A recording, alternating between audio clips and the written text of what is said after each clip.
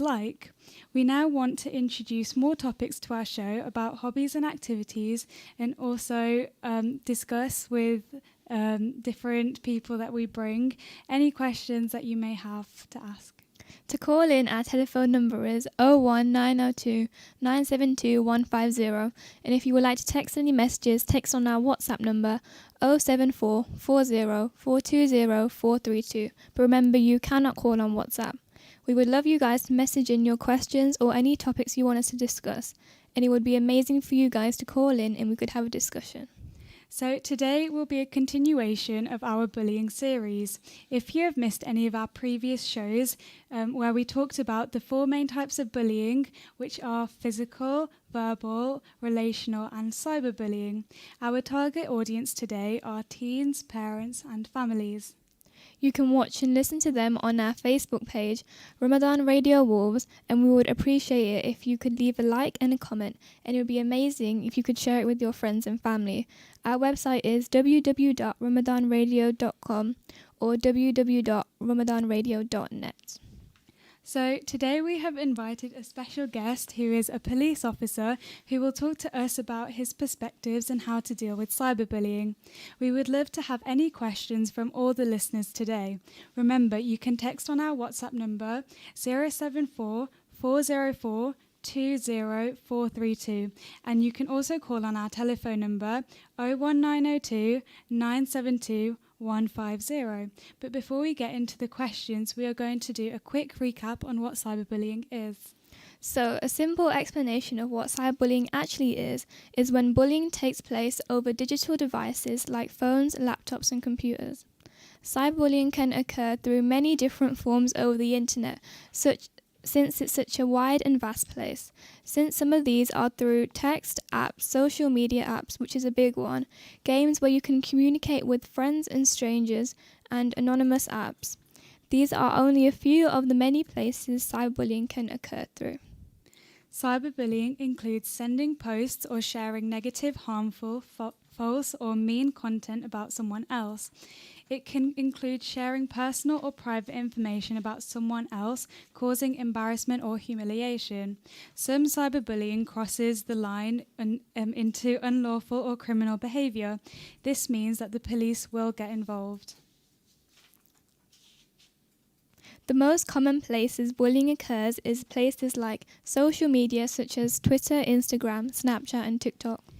Text messaging and messaging apps on your phone or tablet devices.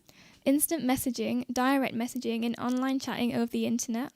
It can also happen through emails. Online gaming communities. And finally, anonymous commenting apps. Online threats and mean, aggressive or rude texts, tweets, posts or messages all count, and so does posting personal information, pictures or videos designed to hurt or embarrass someone else. Online bullying and harassment can be easier to commit than other acts of bullying because the bullying does not have to confront his or her target in person. Cyberbullying has become increasingly common, especially among teenagers, as the digital sphere has expanded and technology has advanced. With cyberbullying, it doesn't stop as soon as you get home. It can happen anywhere at any time. It can continue during the day and during all hours of the night. There are many impacts of cyberbullying, and the after effect of it is many victims of cyberbullying can affect their everyday life, and it is a constant source of distress and worry. With mobile technology being so freely available, it is an ongoing issue that is relentless. Not only does it go on after school, college or work has finished, but then it carries on through into the next day, and it is a cycle of continuosity. It has been well documented that cyberbullying has resulted in tragic events, and clearly more needs to be done in order to protect vulnerable children and adults from online bullying. Online bullying, like other kinds of bullying, can lead to serious, long-lasting problems. The stress of being in a constant state of upset or fear can lead to problems with mood, energy levels, sleep and appetite. It can also make someone feel anxious or sad. If someone is already not in a good state of mind, cyberbullying can make things much worse. More and more schools are creating systems to respond to cyberbullying. Since it's such a critical issue, schools may dismiss bullies from sports teams or suspend them from school. Some types of cyberbullying may violate school codes or even break anti-discrimination laws, so a bully may face serious legal trouble. So, as I said earlier, today we have a special guest who is a police officer who has come to talk about his perspectives and how to deal with cyberbullying. So would you like to introduce yourself? Brilliant. Assalamu alaikum. Thank you firstly for both of you and your organisers and presenters for having me on the show. My name is Imad. At work they call me PC Imad Chowdhury, but I'm sure we can all call me Imad today. I actually work for the West Midlands Police. In terms of what I do for the force, obviously all police officers, we deal with traditional crimes, and within that traditional crime framework, cybercrime and cyberbullying falls into that. But I also have a specific duty around knife crime, which is where my concentrated line of work is. So I do a lot of stuff around knife crime, but I work quite closely with the young people, and I've got a lot of experiences and stories to share with you around the young people's experiences with crime that sits around the cybercrime arena and where technology is used. So again, thanks for having me on the show. Yes, I'd like to take a moment to say thank you so much for thank coming. You very much. It's a great honour to have someone who's really familiar with the aspects that we're going to talk about. So thank you. I mean, from your explanations that you've given about cybercrime and the legal definitions, I mean, I think you can do without me. I'll be learning a lot from yourselves. Then you can learn from me today. So well done. Oh, Thank you. Brilliant, absolutely brilliant. Very impressed. Thank you. So the first question that we have is, what are some sorts of the most common cases of cyberbullying that you receive? So we get quite a lot of calls around cybercrime and cyberbullying, mainly because cybercrime, firstly, is a combination of criminal activity where one of the users is technology. So we get from bullying all the ranging down to fraud and all sorts of stuff, and then these things can lead on to a lot of tragedies, like people have taken their lives or lost their lives. So in terms of bullying in itself, if we were to look into that with a bit more of a magnifying glass, I would say from my experience there's a few categories. These are differentiated between age group. So within young people, so if I was to put a number in terms of age on that, I'd say from about 9 to about 16, 15 even, we get a lot of bullying through social media. Yeah. So we get a lot of issues around Snapchat, Instagram, Facebook. So these are things that are commonly used by young people nowadays. A new one that's coming about now is TikTok. Yeah. Yes. So we'll get people conducting what we call as harassment. So you get two people or two groups of people, and one person will harass the other, and then this will lead to bullying. So an example I can give you of that would be if you've got person A bullying person B in school, and they've got a picture of him or her, and with the use of that picture they'll exploit that person, and within that exploitation would sit the bullying. So if I or you don't give me such and such and such, I'm going to expose your picture, or I'll post your picture throughout the school, which then leads to a lot of other issues, which then involves the wider class and the school in itself. So we get a lot of bullying that sits around that. We also get a lot of bullying around harassment, where somebody's constantly made to feel smaller or a lot sadder by the actions of the other. So I will make threats against someone in the school place that at this time we're going to attack you or we're going to rob you, and so forth and so forth. And then as you get more into the older generation, where the adults are more concerned, we find that this leads to issues around fraud, and more criminality in the terms of exploitation and getting a monetary amount. So we'll use your details to fraudulently put you in loss of money. And also we get a lot of stuff around the domestic household, so between families, whether that's partners against one another or siblings against one another, and they'll bully each other from there. So it sits within a couple of arenas, but normally they're differentiated between age groups from my experience. Right. Thank you for that really in-depth explanation. So the next question is, what are the main effects of cyberbullying that you hear about? That's a very good question. What I'll do, I'll focus my answer mainly on young people because obviously this is a Okay, teenager show, so that would be Yeah. most relatable. But if you want to extend or expand on any of my answers, feel free, and then we can move into other age groups. So the effects of young people is generally around their mental health. Now, Yeah. that's a very vague and vast area that we're talking about. So if somebody's being bullied, the first thing that normally we see take an ill effect is person's self-confidence. So you'll see from that self-confidence, that person's behavior changes within the school and the household. They are a lot less confident than they were before. They feel bullied and they feel that they can no longer be themselves. Yeah. And then that ultimately has an effect on their mental health. So the mental health aspect is key in terms of bullying now, especially when it comes to cyberbullying, because you'll see a lot of people have this idea that young people are just super technology aware. Yeah. But it's not the case. We have people who are interested in social media and they're very good at working phones and computers. But then you have other people who are just generally quite quiet and they're not really that interested in phones and social media and whatnot. And they seem to have a lot worse an experience than the person that is good with social media, because we've got things like you can block someone, Yeah. you can report someone, Yeah. or you can just close your account. Yeah. But other people, they might not be so well aware of things like that. Yeah. So what happens is that person feels quite lonely, and a lot of people find it very difficult to report this. But even before reporting it, even the acknowledgement of the fact that I'm being bullied is quite a journey in itself. So that length of time, and you've got a constant strain on someone's mental health in the background, as it builds, as it builds, then you'll find that person has ended up in a place where they never thought they were going to be there before.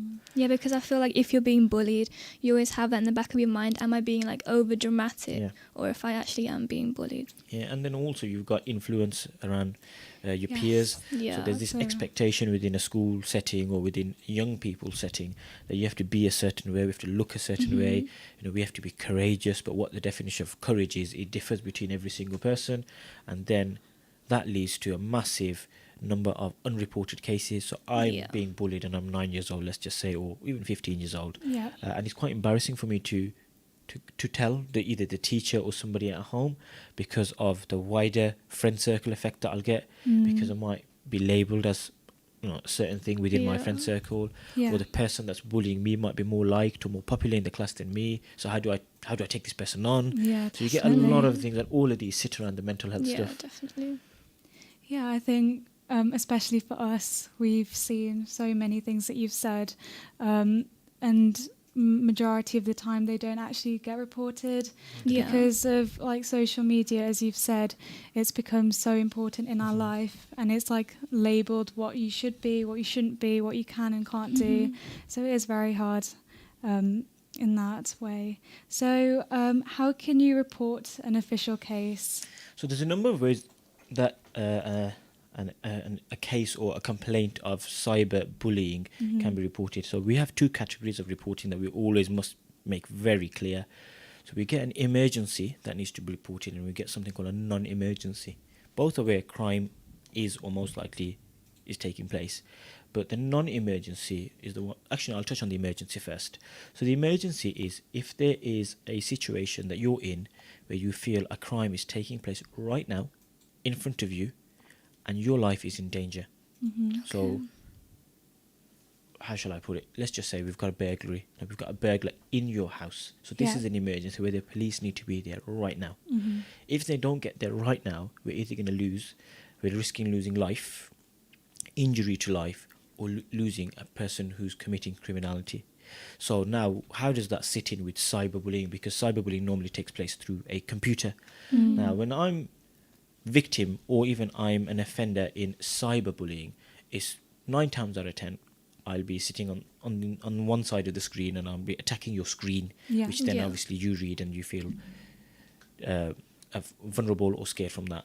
Now, so very 9 times out of 10 you won't find that in the case of cyberbullying we may need to do a 999 call where we need to get the police to our house right now. But if you feel that imminently your life can be in danger, so someone puts a threat on your email, let's just say, I'm going to come and get you right now. And they've clearly mentioned your address. Yeah. They know how many people are at home. And you think, okay, there's a real risk here now that this person might actually be coming in the next 5 minutes or 10 minutes. So that's when a 999 call is feasible, is proportionate. Any other thing than that, whereby it's a historic thing or something that's going on through a number of emails or texts or social media posts, we then go over to the non-emergency category, which can be reported by either calling 101. So 101 is a national line. So if you're sitting in London, which would be the Metropolitan Police Service, would look after you, or if you're sitting somewhere in Wolverhampton, where our studio is today, we're looking at the West Mids, 101 will connect you to your local policing organisation. And then that will then take you through like an operator system, and you then will get to speak to somebody, usually in our control room or one of our call handlers. Then you report your incident exactly as what's gone on. You'll get asked quite a lot of questions, and you can remain anonymous if you want to. Or if you feel like you don't want to do that by calling 101 or speaking on the phone, you can do it. Most police forces now have a web chat system. So you go online, you find your local force, you can Google it, it's really easy, and then you can report the crime online, and then you'll get your advice and your information accordingly. There's also Crime Stoppers, which then is a separate organisation where you can report a third party incident. So you can report an incident where your friends experienced something, or you can report your own incident, and that gives you anonymity. So it's a third party organisation who would then refer you as a case to us. If you want to stay anonymous, you can do. If you don't want to stay anonymous and you're happy to give our details, that's also okay. So there's a couple of ways of reporting. Personally, I would recommend something like a 101 call or a web chat referral, because then you can speak to the police, and if there are any questions around safeguarding and things like that, you can get the necessary advice. That's very interesting, because I don't think a lot of people would know about all these different ways you could. So the next question is, what kind of online protection can you get or install? Oh, there's a lot there. I mean, I think you yourselves would know more around IT than me, but you've got your typical firewall and whatnot, and then you've got the whole password system. Normally, where cyberbullying and cybercrime sits right now within the young person's arena, I would recommend if we were to look at Facebook for an example, right? So we're being targeted through the platform of Facebook now. In terms of Facebook, there's a lot of basic security that's available to all users. So firstly, your profile picture, is it visible to who? Is it visible to everybody? Is it visible to the people that you've selected? And then when we open that further, who is it that you've selected? Is your friends? Are you accepting people as friends because you know somebody who knows them? Or are you accepting someone as a friend because you actually know them yourself? And then there's another question is, who is behind that profile? Is it the actual person that you think is behind the profile, or is it not? Normally, you'd find that out through just being a bit savvy, in terms of you'd realise someone when they're texting or they're messaging you, whether it's appropriate or not. Is it the friend that normally, if it's a friend from school, is he or she texting the way he or she normally is at school? So anything that normally, there's a saying, isn't there, if it doesn't feel right, it's probably not right. Yeah, probably not. So we can just go off our instinct and then block, delete and report. In terms of our own social media platforms, I'd always advise password. Very simple, basic things, but it goes such a long way, and it's quite interesting to know that it's been there for so long. But a lot of people, we become quite naive in terms of we become very trustworthy, and we become very open, and then that leaves us vulnerable for a lot of things. So the very basic, we don't need to do anything fancy. There's nothing extra that we have to do. It's very basic: password, report. If you're not happy about someone, delete them, block them. If you feel like still somehow this person's breaking through all of these security features that I've got in place, all of my safeguards, close your account. There's no harm in closing your account, because the last thing you want to do, it's a case of proportionality and weighing things up. So on the one hand, I've got my own safety and my own risk, right? And then I've got the risk of losing a profile. I would always protect myself first, because a profile, we can make another one. Most people that we know, 70 to 80% would probably have our phone numbers. So if there is a severe, dire need for you to get in contact with me, I'd be quite confident that you can send me a WhatsApp or a phone call or a text message or even an email. I know it's not cool right now. You know, TikTok's a lot cooler than Hotmail. But when it comes to your safety, I would never take a risk. Yeah. So just generic stuff, it goes a long way, but we need to be clear and we need to know where we're sitting in terms of how we identify when something's gone wrong. So if you feel something's not right, you need to be asking questions. If you feel like someone's harassing you or bullying you or they're coming into a private space that you're not comfortable, you need to report that. You can even report that to Facebook, or you can then move on to the things that we talked about in terms of reporting to police and Crime Stoppers and whatnot. I've got a question here from Uma Nahal on Facebook, and she's saying, how can she take control of a situation where her son is actually being cyberbullied? So that's as a parent, knowing that the child is being bullied. So how can she take control of that situation? I mean, it's quite a difficult arena there because you're talking now third party. But the first thing that I've heard, what was the name of this? Uma, did you say? Uma Nahal, yeah. So I'd advise the sister, if I'm not mistaken, to report the incident to the police, definitely, and mention the vulnerabilities of her child being young. Also, have a conversation with children. You'd be surprised how far a conversation with your child goes to just equip them with a few basic things that helps them identify, hold on, am I actually being befriended here, or am I actually being bullied? I'm sure that person may notice a behavioral change in that child. Are they less confident? Are they feeling bullied? Are they scared? So all of these things, they need to be taken into consideration and reported. But in the interim, there's a lot of things that you can do in terms of your own internet security, in terms of that child's profile. Can it be changed? Can that person be bullied? Is there a profile? So for example, let's just say somebody's bullying that child. What is that profile? What's the name on that profile? Who those friends are on that profile? Are there common friends that I know? Yeah. So without crossing any lines of investigation, but if there's something that's quite in your face that's giving you a clue as to, I don't know, let's just use me as an example, that person is Imad, then we then need to record those details and then also pass those details on to the police, and then the safeguards will slowly start to come in place, and then hopefully that child would be in a lot better position to avoid that sort of bullying. So would you recommend Uma to then collect as much evidence as she can? Yes. Yeah. But in terms of evidence collecting, we need to be very careful that we don't then fall foul of doing something wrong ourselves. So for example, a lot of people, what they do is they'll make another profile of their own, and then with that third completely separate profile, they'll befriend the first profile that's bullying, let's just say her son. So the last thing you want to do is fall foul of harassing that person yourself, even though ultimately you're trying to get decent and important information for the police to deal with, but we have to let the police do their job, and we can only evidence what's pretty much in front of us. So if I know this person's name is Imad, I've not gone out my way, or I've not put myself at risk to find out what that name is. It's just there, so then I can give that information. So as long as we are clear where the lines are, then there's no issues with that. Lovely, thank you. I think you've answered Uma's question. Thank you. Yeah, so I think we have time for one more question. So do you think it's best to try to deal with the cyberbullying yourself, or to get the police involved straight away? It depends on, firstly, where we are in terms of the bullying. Okay, it is always better to let the authorities deal with it. Okay. But even before the authorities, I think we need to understand that there's a lot of other third-party help that's available. So, for example, let's just say schools for, if you look at schools, we need to firstly obviously report. If there's a crime that's taken place, it should always be reported to the police. But there's a lot of other support out there in terms of your school, your friends, your parents. Locally, who do you know? Your school teachers.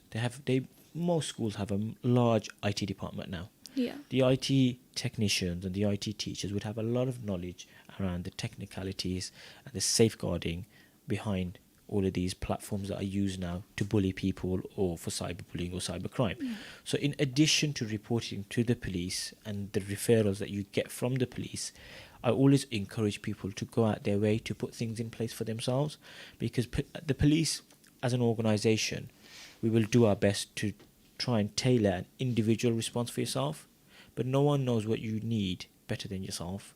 So tell us what you need. What can we do to make that response personal, but equally put things in place yourself? Yes, all of the questions that you've answered have been very knowledgeable and in depth as well. Yeah. Yeah, Thank and you. so after the break, we'll come back. And continue with our questions.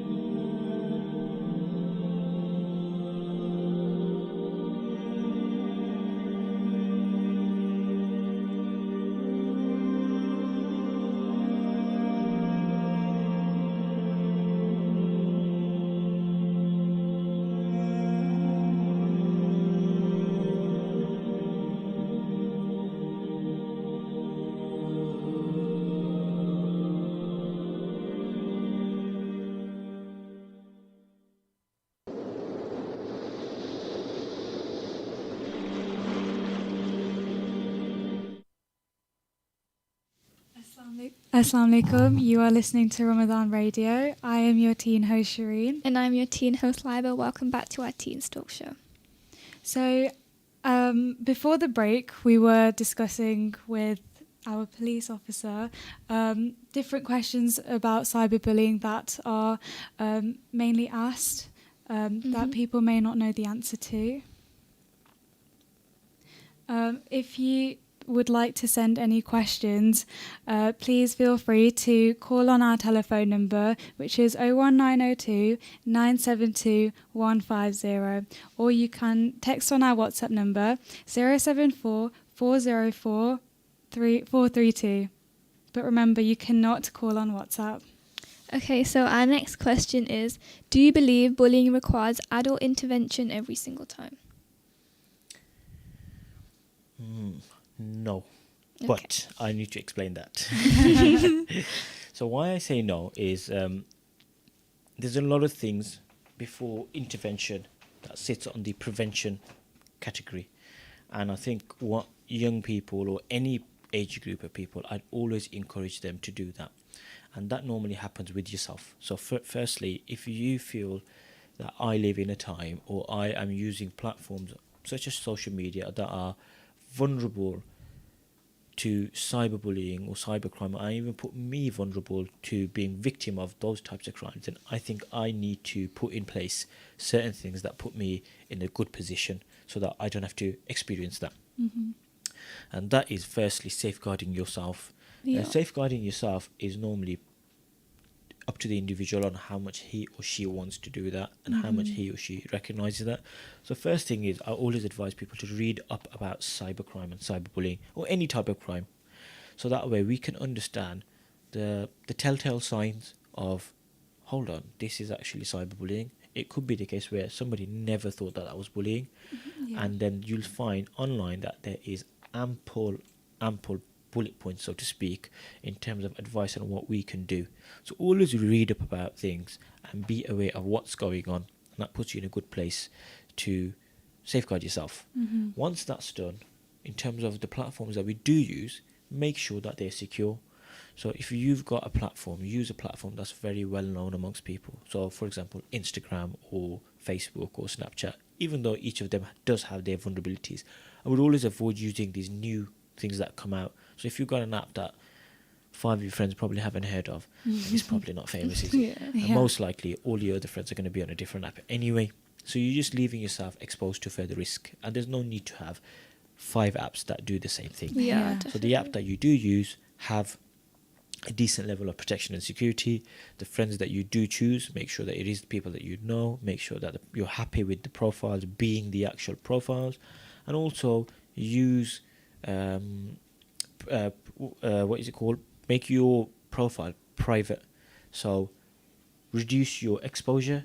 So if you're sitting on a platform where anybody can view your profile picture, and then your profile picture then leads to your family pictures, and then that exposes where you're from, who you are, where you live, then you're just further exposing more and more risk. So even the pictures that you do post, be careful. Don't do it right outside your doorstep that says number 1 such and such avenue, because now you've just given somebody your address. Yeah. But a lot of people, we don't really realize that because we're not aware of the risks.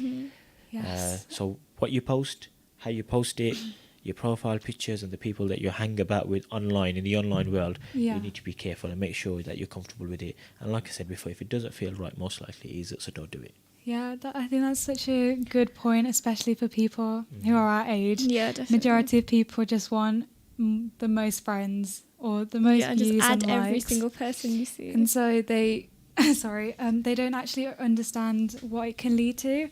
So that's really useful for people to really understand that. Yeah. So do you think that victims of cyberbullying are less likely to report it than victims of any other type of bullying? Yes, I do. The reason why I say that is, historically speaking, we do have a lot less reported cases in terms of generic bullying, whether that's physical or mental torture or even verbally, in comparison to the things that take place over technology and computers and screens. Now, that could be for a number of reasons. Cyberbullying is quite new. It's a new thing that's come about if we were to compare it to the traditional and historic crimes that have been going on for years and years and years. And cyberbullying, I'd say it's probably come in the last 15 years, somewhere near that mark. Yeah. So it's something that the world is not necessarily used to. So even from a policing perspective, it's something that we're constantly developing ourselves and adapting our response. And we're also constantly learning the new ways, especially with technology. It's very fast moving. So what's new today would probably be very old next week. And the way criminals conduct themselves behind a screen, they are very protected themselves. So we are always on a back foot in terms of trying to work out who they are. So that then leads to a number of issues where people don't really know what's going on, i.e. members of the public. So for you to report something, you have to know about it. Now we have an issue where people don't understand cyberbullying firstly. So when it's going on, you've got a portion of people that don't realise that I'm being bullied through the cyber platform or the cyber world, then I'm definitely not going to report that. And then once I do find out, we find that a lot of cases have probably become old by now. So then there's another barrier of reporting, and then there's the whole number of aspects that we discussed around the shame factor or the confidence factor that I'm not really comfortable reporting this. But we are finding though lately the numbers are increasing, and as a society we are in a far better place than we were before because of the fact that social media. So even though social media poses its risk, it also has massive benefits, because a lot of people we catch on social media. So people who conduct criminal activities sometimes post it on their own Snapchat. You're like, oh, we'll have a bit of that, and then you find that they've just walked into the courtroom for us. So it has its pros and cons. Definitely. But in terms of reporting, it is a lot low. But because of the fact that it's an emerging threat, isn't it? So what are your opinions on the ages for social media? The ages, it's very difficult for me to say that there is a right or a wrong age. I think for me, before the age, it's the understanding. So if you're at an age, let's just say, generally people have a decent understanding at 13, but you also have a very smart 7-year-old who probably knows a lot more than a 13-year-old. So in terms of your age and what you do on social media, you need to firstly make sure that I always advise parents to know if their children have social media access, and if so, what do they have? And not necessarily control it to the T, but have a decent understanding of what's going on in your child's social media life, and have it to the extent that you are able to assess and intercept risk. So firstly, if your child or children nowadays are very social media savvy, we as parents either A, need to look to educate ourselves on social media, or B, have someone we know that we trust who is educated.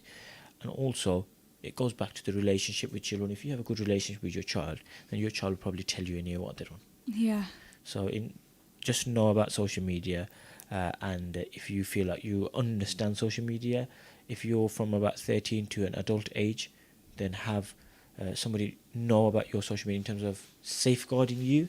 But after the age of 18, obviously it then becomes the individual's decision as to who knows about their social media and who doesn't. But I'd like to think by that age we would have had a decent experience, or even an understanding of how to keep ourselves safe on social media. So it's a fair decent balance.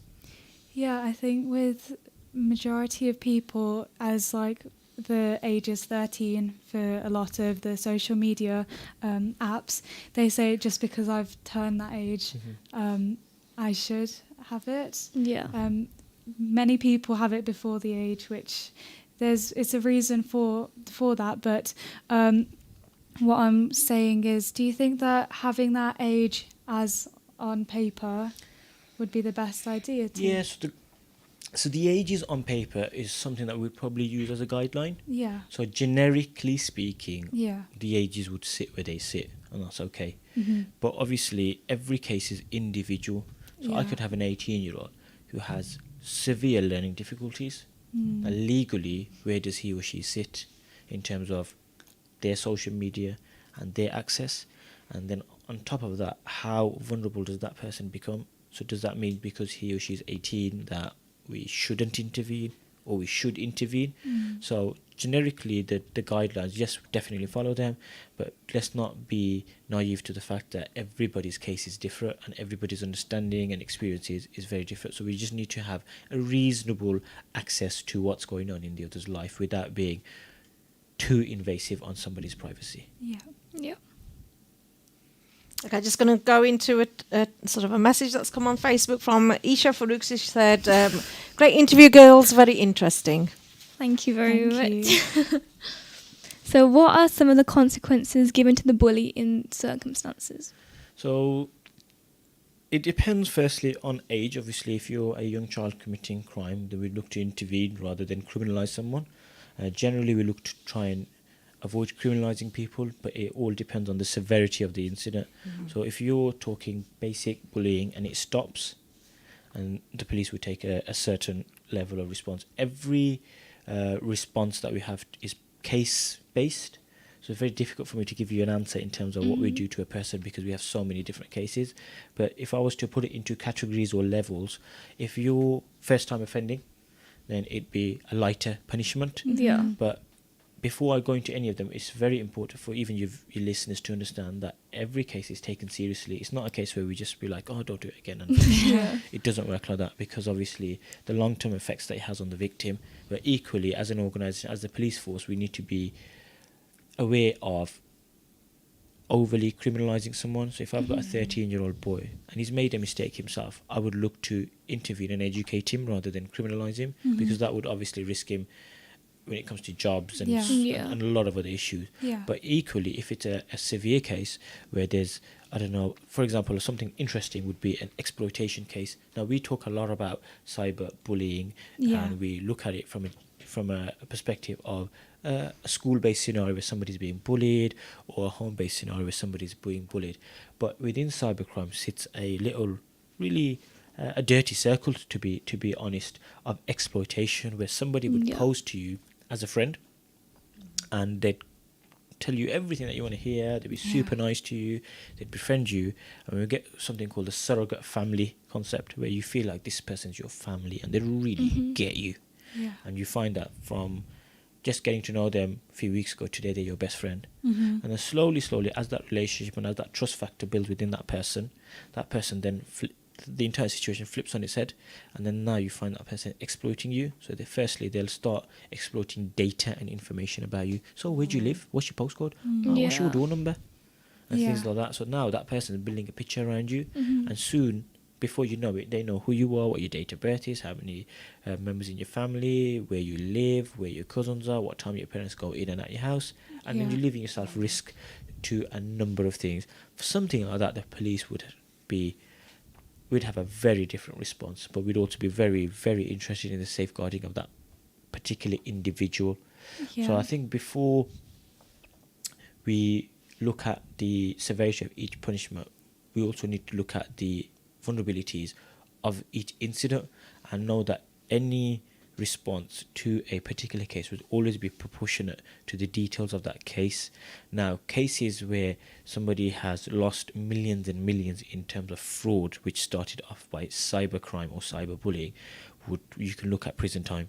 We can look at custodial sentences. We can look at rehabilitation program, or compensating the person who's lost out, or on a simpler scale, we can look at a intervention whereby a person is then, as part of a condition for their arrest or for their rehabilitation, or making things right, to put it in simple words, would be an education based course whereby they understand the consequences and the details of their actions and how that's affected another person, and then what they can put in place not to do it again. But anything that we do, and it's very important for the listeners to know, will always be victim led. So anything that's reported to us, so if yourself was to report something to us as an organisation, we'll always look to see what you want in terms of an outcome. So we'll always have the victim as at the forefront of any of our decisions. So if we were to, have a resolution between the two people, we'd make sure that the victim is happy with that resolution. It's not something that we would pose upon you and saying, oh, we'll just do it like this and you've got to be happy with it. Yeah. Our Yeah. priority is always the victim, to make sure that they're happy with the service that they get, and most importantly, that they are safeguarded. So would you say that there is a difference between boys and girls in cases of cyberbullying or exploitation? The exploitation factor, maybe, because we find that girls are a bit more vulnerable to exploitation. In terms of bullying in itself, I would say it's somewhere near the same. But again, that differs with age group. Yeah. So within what I call is the school place scenario, where you get the young teenagers, you find the boys probably a little bit higher than the girls, but it's by a smaller amount, so they're not far off. But within a domestic scenario whereby it's a father and a mother, or husband and wife, we find that it's a lot different. So the men are a little higher because because of what it leads to, and then we have a small number of things that are connected to fraudulent activity, whereby people exploit data, and then that leads on to crime, whereby people will benefit from a monetary amount. And we find that a lot of vulnerable people are people who are old in that arena. So people would get a phone call or an email, like we call them bogus emails. So you get a bogus email, which means absolutely nothing, but it'll tell you something crazy like, oh, you've won such and such, Yeah. or it puts a fear factor in you saying that you owe such and such in tax. Yeah. There's been a miscalculation. Please hit this link. That link actually takes you somewhere completely where it shouldn't take you, Yeah. and then unfortunately people put their card details in. Or even on Instagram, some people, you'd be surprised, they actually post their card which has the long number, the expiry date, the start date. So we find ourselves sometimes we give people quite the opportunity to take us for a ride. Yeah. So it's just knowing about things and being smarter and more careful. Do you think it's harder when a victim is getting cyberbullied on a group rather than a personal message? A very good question, that is. See, it obviously always goes back to the individual's experience. It's very hard to comment generically on an individual experience. But from the things that I've seen and the conversations that I've had, we find that it is harder in a group setting, because within a group setting, you normally have two sides. Yeah. The side that agrees with the party who's doing the bullying, Yeah. and then you've got the side that agrees with the person who is being bullied. So you've already got two groups. So if you were to have 10 people in that group and 4 on your side and 6 are on the other side, you're already outnumbered. Yeah. So your voice, your opinion is normally a lot more diluted. Yes. So for you to speak out against it, and then on top of that, go through the experience of being bullied, now you've got double the trouble, haven't you? Yeah. But sometimes if you get the majority on your side, you find that that person is he or she is a lot more empowered to go out there, to report it, to tell either the teacher or the police or the relevant body, and then go and do something about it. So it is more difficult, but if the wider group understand what it is that you're going through, most likely 9 times out of 10 you'll probably be on the advantageous foot rather than the back foot. Yeah. So, in a scenario, if you're part of a group chat that involves cyberbullying, but you aren't taking part, say you're just reading the messages and not saying anything, would you get this same consequences as the person who's doing the cyberbullying? You can do. There'll be a consequence, because you're always encouraged to report inappropriate behaviour. Yeah. Even if we were to take away the context of the law, in general, from a humanity perspective, just general being good people who have an understanding, if you're seeing something wrong, even in Islam, we have a principle of, if you see something wrong, that you need to do something about it with your hands physically, and if you can't do something about it physically, you need to speak out against it, and if you can't even do that, then you need to at least condemn it with your heart. And this is a famous saying of our Prophet. So that principle actually still applies within today's common law. If you are seeing something, you need to report it. The good thing with today's day and age is we have third-party reporting systems, and we have anonymity. So when you are reporting something, the choice and the freedom, or the ease of knowing that doesn't matter what I say, it's not coming back to me. Because that's a fear factor for people, that they don't want to be the snitch. That's a big thing, right, isn't it? Yeah. Snitches get stitches, is it? Yeah. So we don't want to get stitches, apparently, but we can also avoid that now, Yeah. because we can report it online. No one's going to know who you are.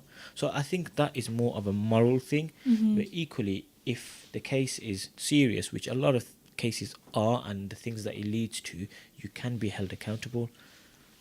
So yes, the answer to that question is yes, you can be. Maybe the consequences will not be the same, but there will be an element of where you have to answer for. An element of accountability is definitely there.